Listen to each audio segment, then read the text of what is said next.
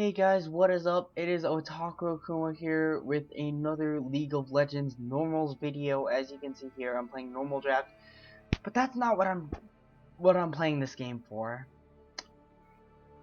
And what do I mean by that? I mean, I'm not here to practice my mechanics or anything like that.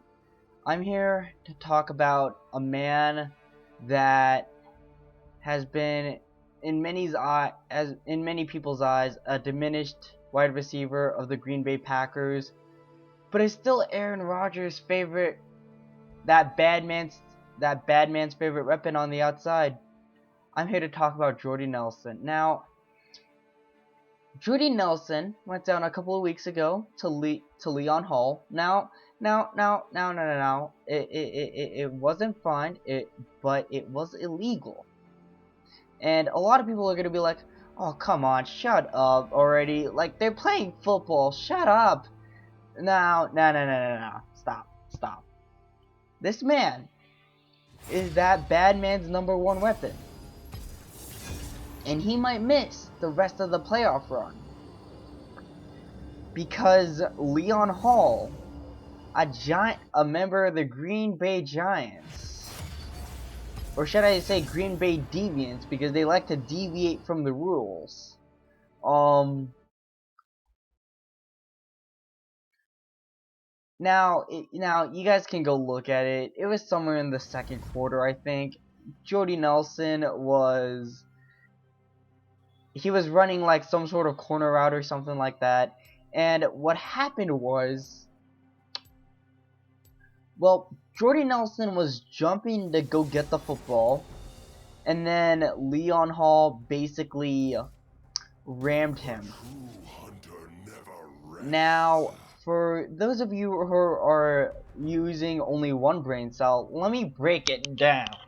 Let me break it down for you. Now, the NFL has been a league where the protection of their players has always been in question. And they've been doing things to improve them every single year. And I think it was around 2011, 2010 that they installed this rule. But I'm not here to talk about that. I'm here to talk about Jordy Nelson and why it's sad to see him potentially miss the rest of the Packers playoff run, because he was a part of it. He was a big part of it. He was that bad man's favorite target, and it's just like,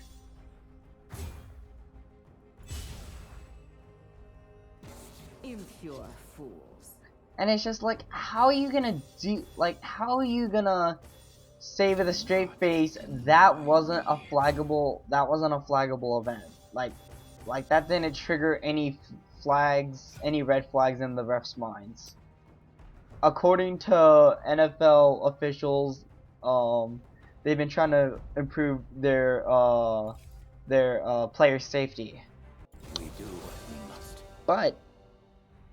But for those of you that struggle to use more than one brain cell, let me break it down. Okay, so this is all in the rulebook, and you guys can look it up on the internet. I literally looked up NFL's classification for defenseless receiver, and basically everything that was in that play was basically the description of unnecessary roughness on a defenseless receiver. Now, you guys can debate this all you want about it being completely not cool for you to bring up the rulebook, but the rulebook's there for a reason. Like would Tony Romo be in this situation now in the football league now if the roughing the passer penalty was never created? Probably not. He probably would have left by now.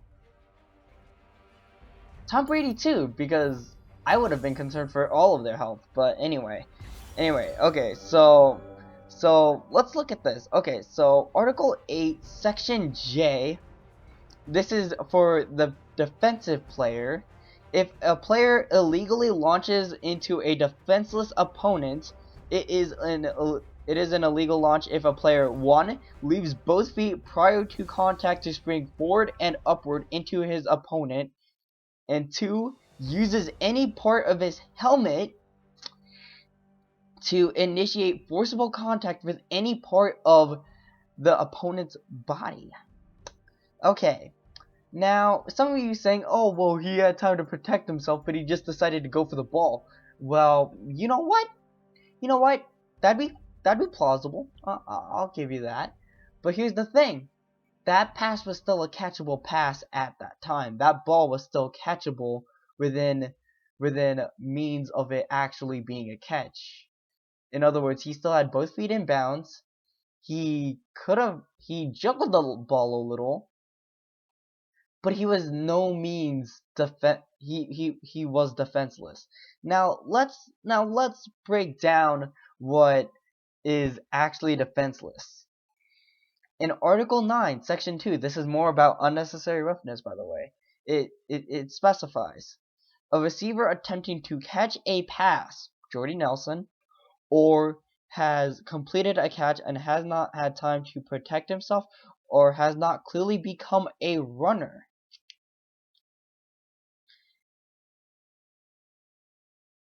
Now let's think about that.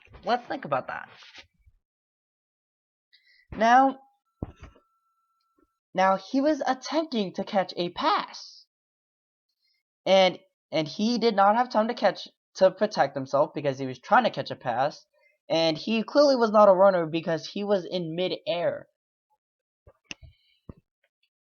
And it proceeds to say, if the receiver / runner is capable of avoiding or warding off the impending contact of an opponent, he is no longer a defenseless player. But that part does not apply because Jordy Nelson was in mid-air trying to catch a pass. Now, Jordy Nelson, he jumps to make a catch. That makes him defenseless. Leon Hall also lowers his head and leaves both feet prior to contact and springs forward and upward towards his opponent and forces and initiates forcible contact with any part of his body, including his ribs. It's not just the helmet anymore, boys. It's not just the helmet. Look at the facts. Look at the rules. Look at what's been that has been provided before our eyes, and you will see just as much as I have that the NFL is clearly just disregarding its own rules at this point, which makes no sense. And I have to encourage the any part of the opponent's body, because some people just still won't understand just because of the fact that they're hard-headed and they're so used to used to having the helmet. Gosh. And it's just like, the sad part is that nobody's talking about it. Because everyone's just like, oh, well, you should just get past it. Well, no, this is still a wide receiver who is still a viable target for Aaron Rodgers, who has just been playing out of his mind these past 7-8 games now. Like that's just like, what do you want from me? Like,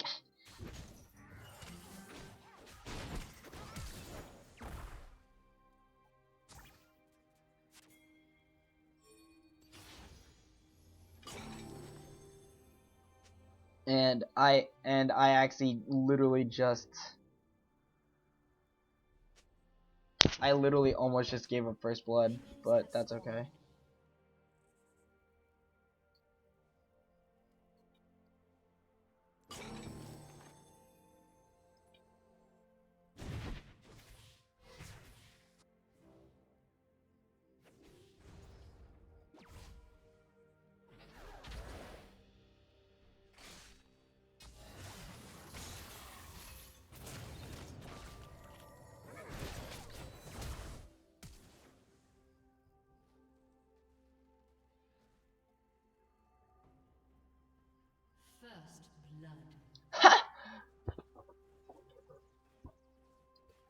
But yeah, anyway, I just find it so strange that you'd make these rules and you wouldn't enforce them in any way, shape, or form. Like, they didn't fine him, they didn't flag him, they certainly didn't kick him from the game because as you guys saw, he played for the rest of the game. So I'm not making this stuff up. You guys can literally go look up the NFL playbook, and it's there.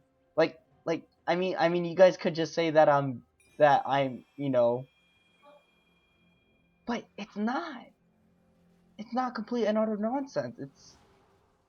This is a real problem.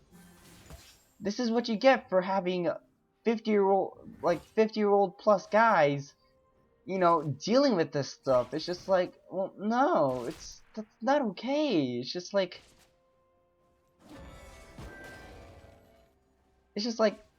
and I landed that Q. That's great. But I'm literally just so distracted with literally probably one of my favorite players in the NFL besides Aaron Rodgers.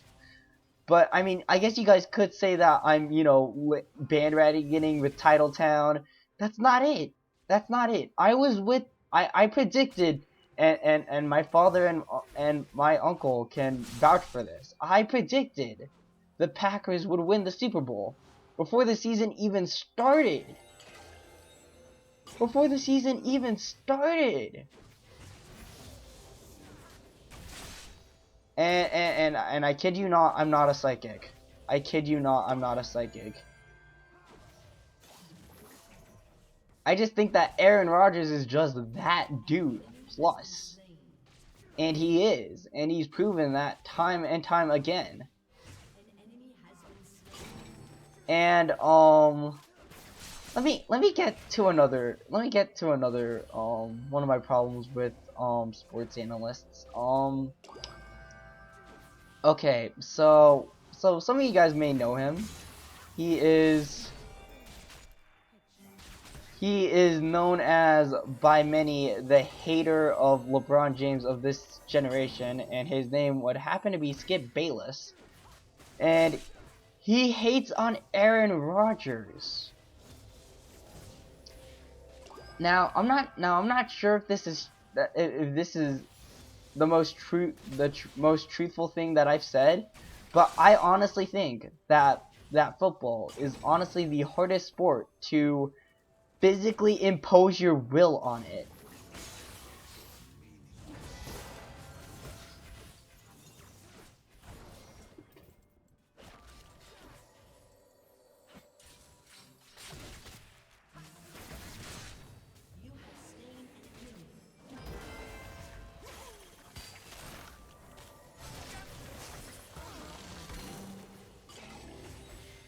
And I literally got a double kill while talking about all that.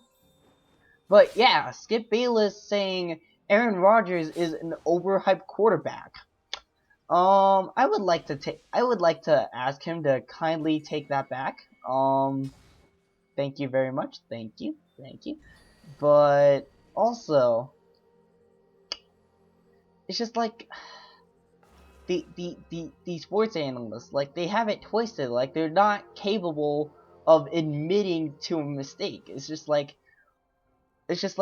okay, back when the Packers were at a point 4-6. Yes, they were 4-6 at a point earlier this season. And everyone was saying, "Oh, well, their season's over. They should, like, you know, consider tanking." And it's just like, well, the problem with that is, who would you tank for? Like, I mean, sure, there's some wide receivers out there that are pretty cool, but it's just like, I mean, I guess if you have a capable wide receiver that's able to stay in the game for longer than at least 5 games a season.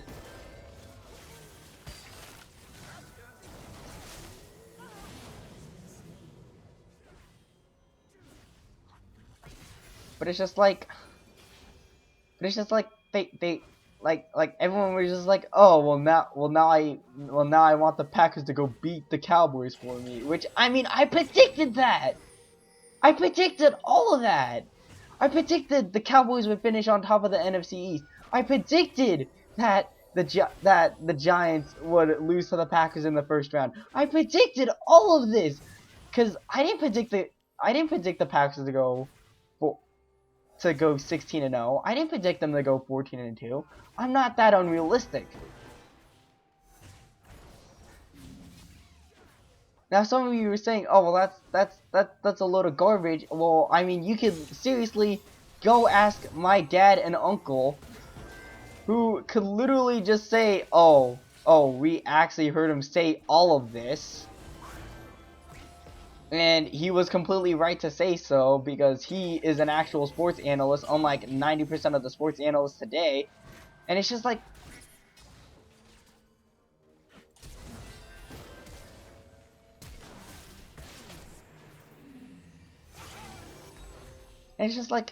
well, can't you just admit to your own faulty? And it's just like, nope. You want to get something nice? Nope. Like, it's just like, and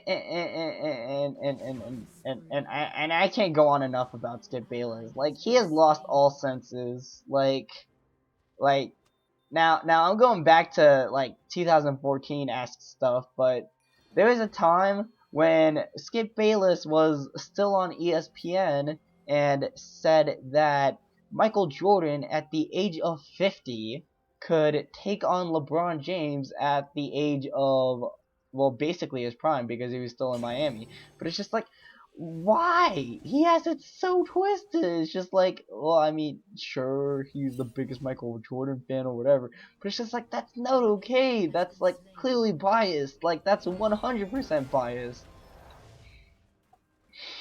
It was just like beyond a shadow of a doubt biased, and it's just like, well, I mean, there's nothing that can be said about it now, and I'm just like, no, I'm saying something about it. It's just like, my problem with like every single sports analyst today, it's just like, they say to not get it twisted. They say to not get it twisted, and it's just like, well, I mean, some of them did, and like some of these analysts were just like, they just had their Dallas Cowboys onesie on because they just didn't know who else to cheer for, and it's just like, okay, sure, the Cowboys did get in their own way in the first quarter, so it probably could have ended up a different story had the Cowboys actually ran the ball like they had been doing all season.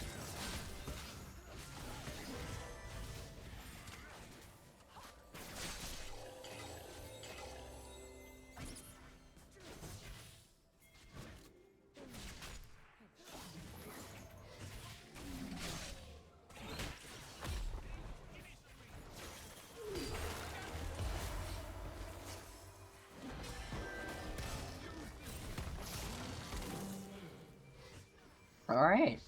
But yeah, it's just like, why does that have to exist? Why do these rules exist if not to protect the players? Because I can swear that those NFL referees missed a call, and it's just like, okay, well, I mean, they missed some calls in favor of the Packers too, but it's just like, but come on, that's their number one wide receiver, and they literally it literally followed like each and every single circumstance of unnecessary roughness call, of like of of um of like being like, they have it so twisted. It's just like, well, what are you doing if you're not protecting these wide receivers? It's like, why do these rules exist? Oh, look, I'm not going that way.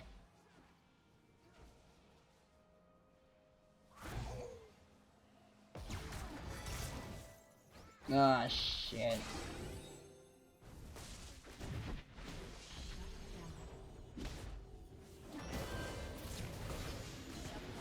Oh, he's dead. He's dead.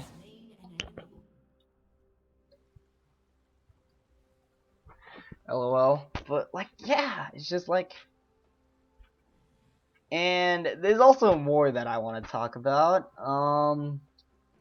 I want to talk about now the Warriors versus the Cavaliers game. I know that was a very controversial game, and everyone was just like, "Oh, well, it doesn't really matter until they get to the finals, right?" And it's just like, well, I mean, yeah, that's pretty true. That's pretty true. But I mean, you can't necessarily say that the game didn't mean anything either. Like, you know, you can't just say that these two teams have been going at it for 2 years for not being rivals. It's just like, well, that's not true. They are. Like, anybody, like, even LeBron said that they weren't rivals, and I thought that was absolute blasphemy. And like, and like, and like, I used to be a LeBron fan. Like, I used to be, like, wherever LeBron went, that's where my fandom would go. And well, up until he came back to Cleveland, I was a LeBron fan, and it was just like, well, that's not the way it goes. Like, it's just like I don't like the way that LeBron went back to Cleveland and he went back to being his old self. Like,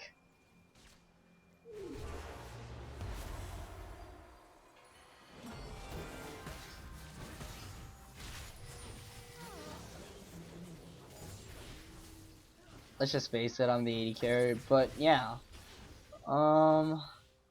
Yeah, it's just like, well, what are you doing? Like what? Like, ah, boy. And yeah, it's just like, well,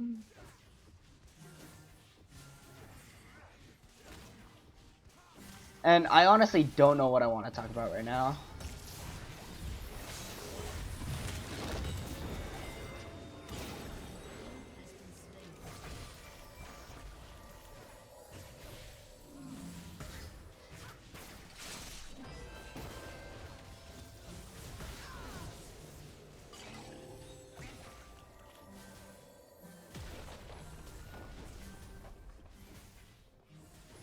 Wow, literally.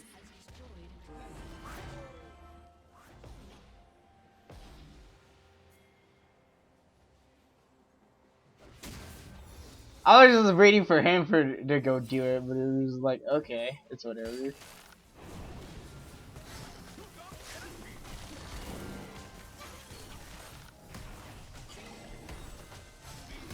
How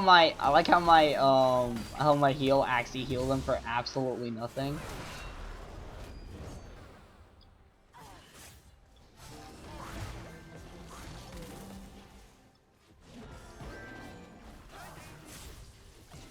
Lol, I like how the Fizz actually thought I was aiming for him.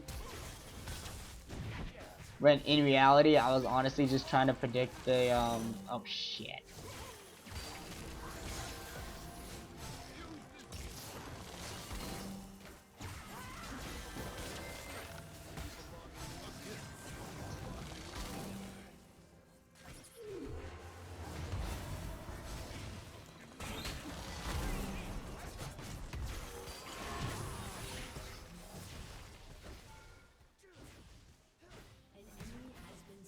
Oh, dude, I'm gonna go pwn this Caitlyn real quick.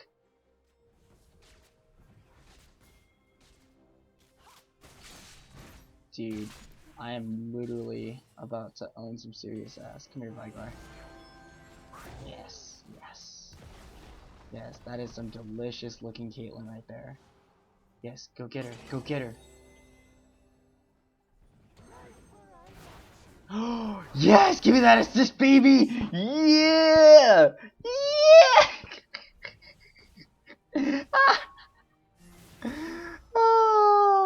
Oh my god, but yeah, anyway,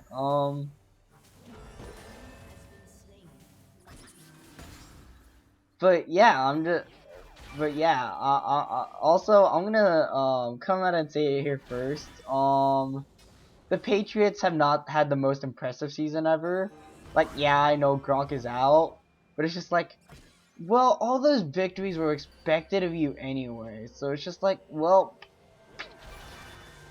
And any of the losses that you had weren't completely unexpected either, because, you know, Gronk is out, but you still have the best coach ever, and debatably the best quarterback ever, in Tom Brady. So it's just like, but it's just like, I don't know, dude. Like, should I give the coach or the quarterback more credit? Like, I honestly think that Bill Belichick deserves more of the credit, because I honestly think that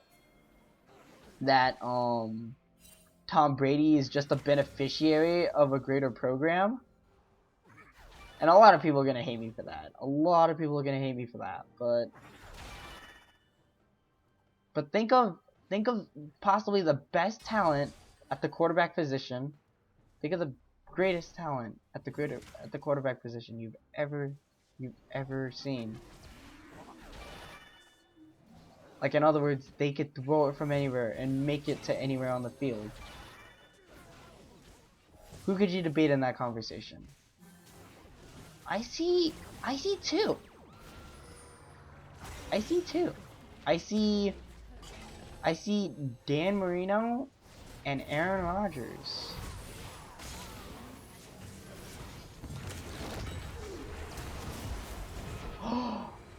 No, I thought I saved him.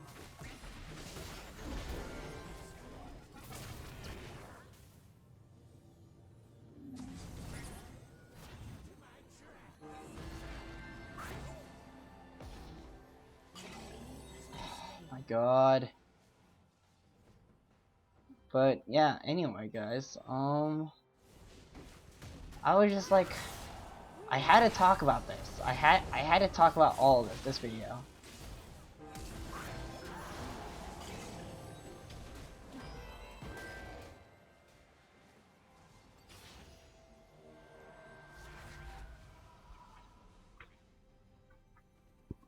But yeah, I was just like, well, how can you say that?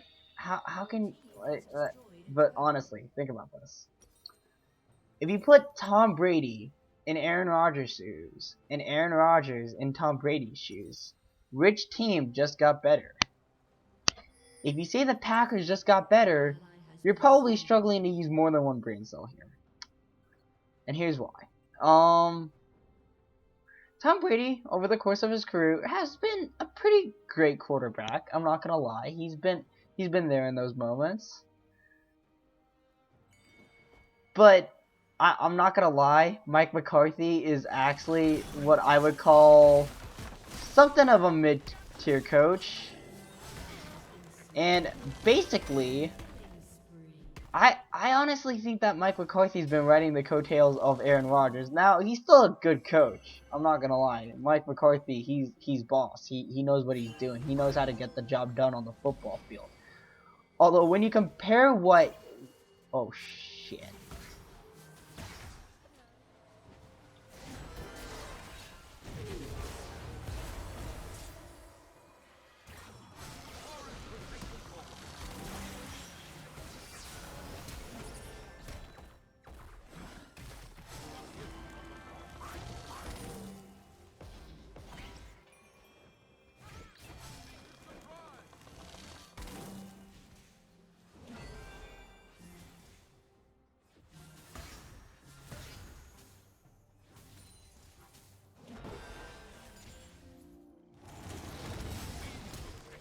Dude, the good old support flank. The good old support flank.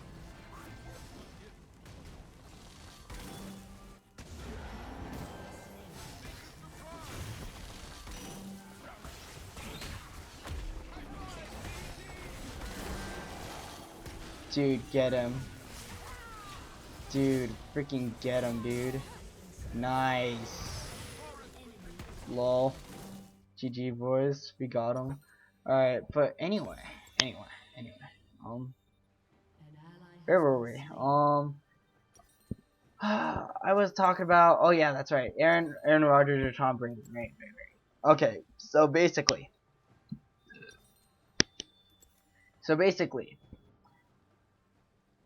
Aaron Rodgers has to deal with crippled protection, crippled receivers, a semi-crippled coach. Like people were talking about whether or not he was on the hot seat or not. And I honestly thought that for a while, Mike McCarthy, might want to consider, becoming the next manager of McDonald's, but that's clearly out the window. But that was only because Aaron Rodgers wasn't being Aaron Rodgers. Now, everyone else can say, "Oh, well, you're just hating on the great coach that is Mike McCarthy."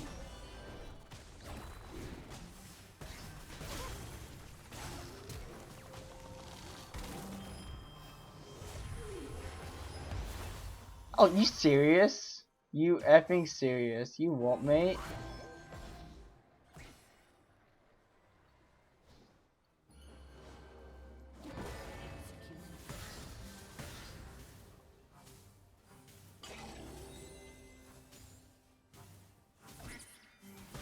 But yeah, anyway, guys.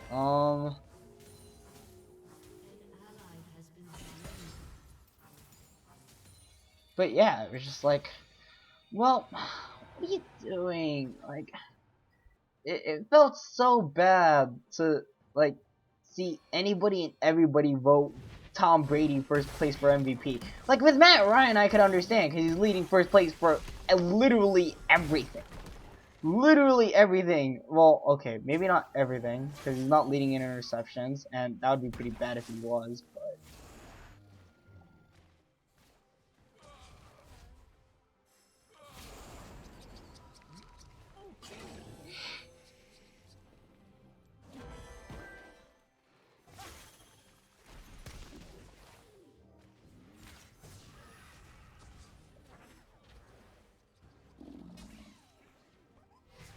oh, wait a minute, guys. I've been pulling a scrub lord this entire time, and I didn't even notice, but it's okay.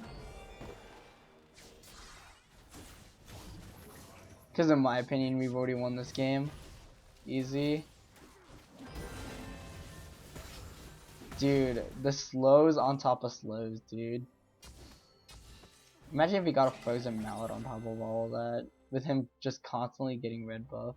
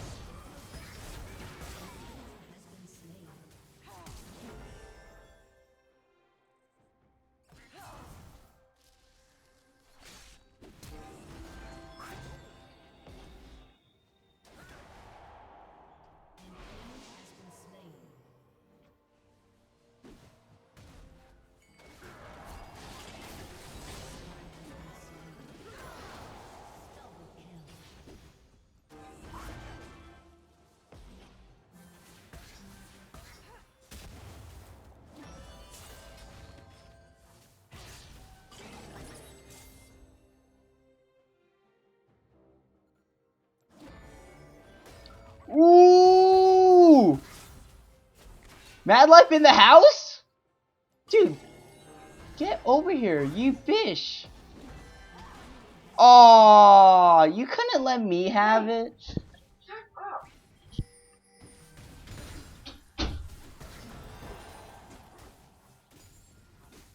Oh my gosh.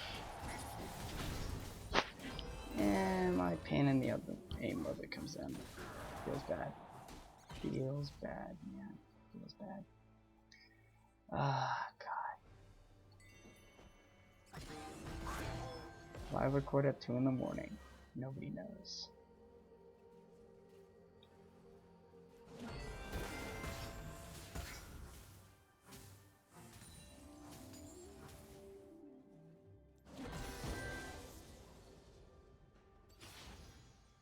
Right.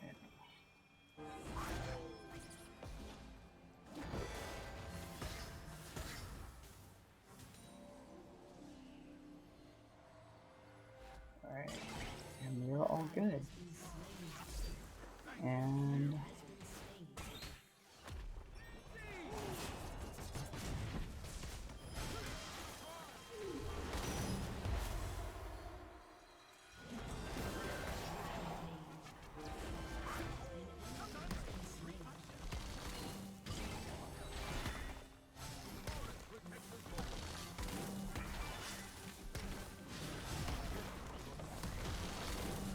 Dude, that is some ridiculous looking attack speed.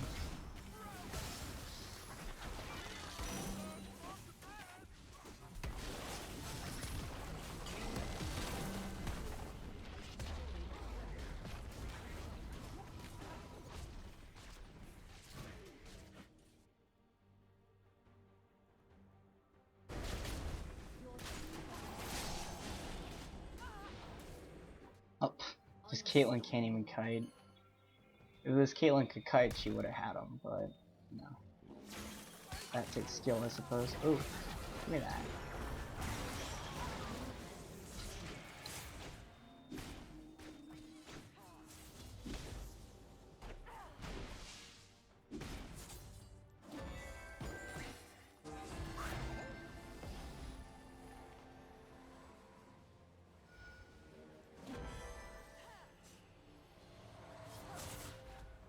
Alright, cool.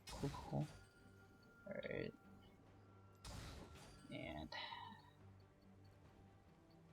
And yeah, I just wanted to spend my time talking about some sports analytics that I thought went terribly wrong.